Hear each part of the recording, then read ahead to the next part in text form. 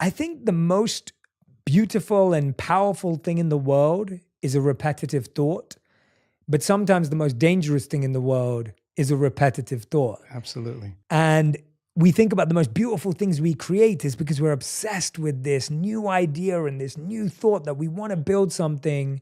But at the same time, we know countless people who they have a thought every day that says, I'm unlovable, I'm unworthy, I don't deserve love in my life.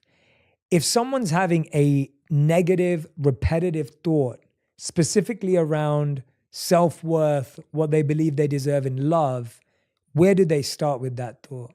Well, we think primarily 90% of the time we think the same thoughts as we thought the day before. The challenge with that is the thought that you keep thinking over and over again becomes a belief. And nerve cells that fire together wire together. So the more nerve cells fire, the more they develop long-term relationships and the more hardwired they become. The more hardwired they become, the more automatic they are. The more automatic they are, the more unconscious they become. So the process of change really requires becoming conscious of your unconscious thoughts, which means just because you have that thought doesn't necessarily mean it's the truth. If you have that thought and you accept it, you believe it, you surrender to it without analyzing it, that thought will lead to the same choice, which will lead to the same behavior, which will create the same experience, which then will produce the same emotion. The same emotions then drive our very same thoughts. In time, our biology, our neurocircuitry, our neurochemistry, our hormones, and even our gene expression stays the same because we're the same. So in the process of change, when you come up against that unconscious belief and you make it conscious, most people get uncomfortable when they confront that thought. And they're stopping an automatic process. And the body, which has been conditioned to be the mind because it's doing something over and over again, that's a habit, is craving the experience because it wants the emotion associated with it, right? So the thought of being unworthy produces the feeling of being unworthy. That feeling then, when the person feels unworthy, tends to cause the person to think more unworthy thoughts.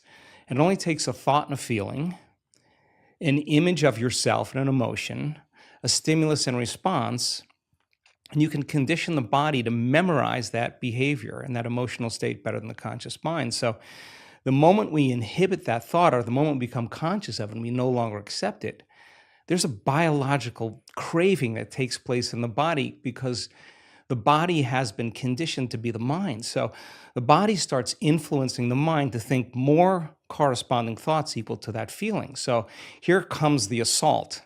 Then you're not only unworthy, you're everything else that goes along with that feeling.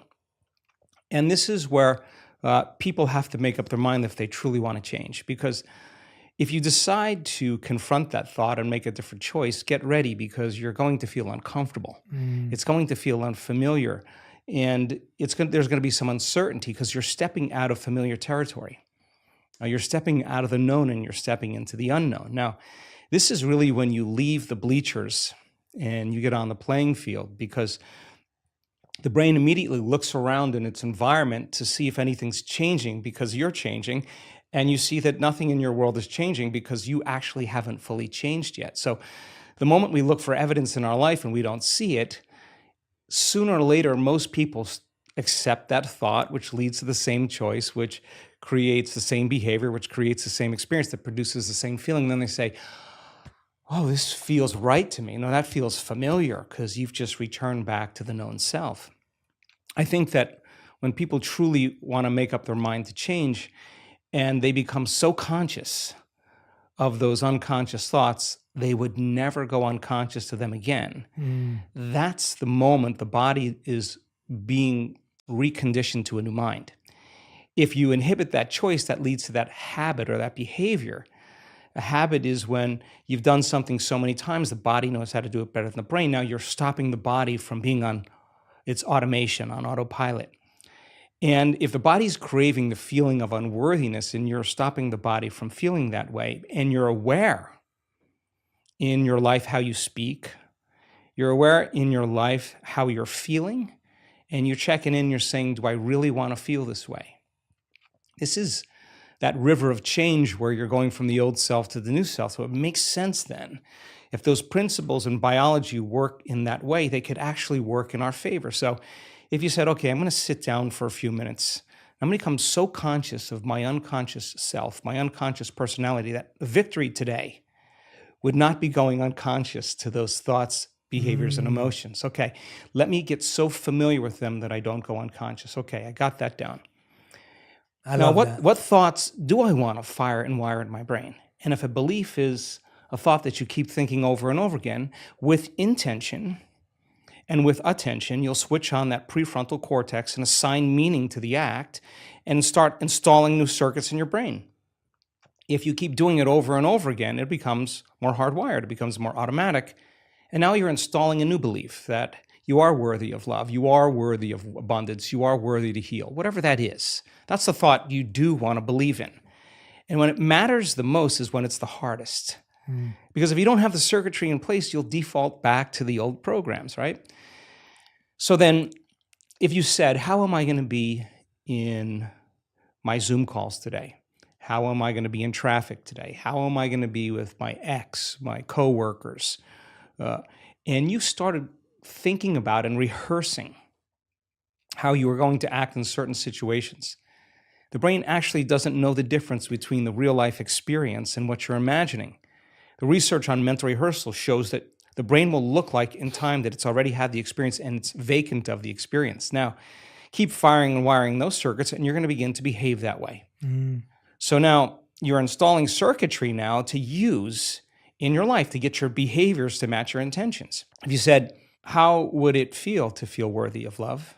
How would it feel to be grateful for life? How would it feel to be worthy of abundance? And you said, I'm going to teach my body emotionally what this feels like before the manifestation of the event. You're not waiting for your life to change to feel worthy. You're actually changing your life by becoming worthy. You're generating abundance. You're generating love. You're creating an elevated emotion.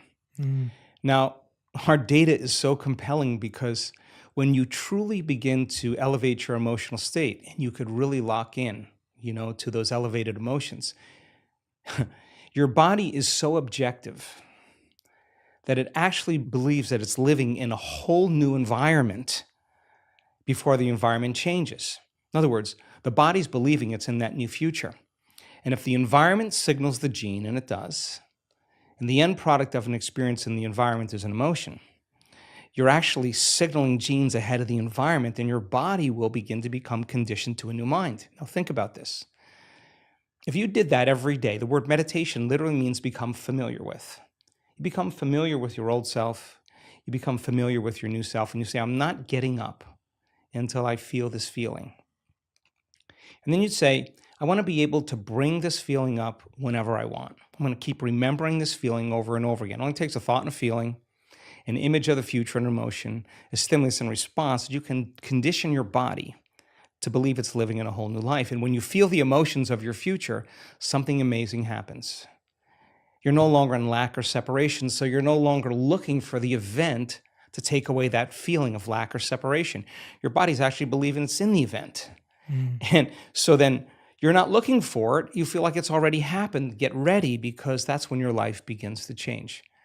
And so we've discovered that if you're actually practicing this and you immersed yourself in that experience fully for 7 days, the amount of metabolic and biological changes that will take place in your body will be so significant that your body will actually believe it's living in that future. And yet, most of the people that come to our workshops are literally in a ballroom. There's nothing really exciting happening in the environment, but their body's believing they're living in a whole new life. And so one thought leads to a choice, which leads to behavior, which creates an experience that produces an emotion. So then new information, new knowledge begins to cause you to think differently. If you can remember that knowledge and begin to make a different choice because you want to experience the truth of that information, you'll have to behave differently.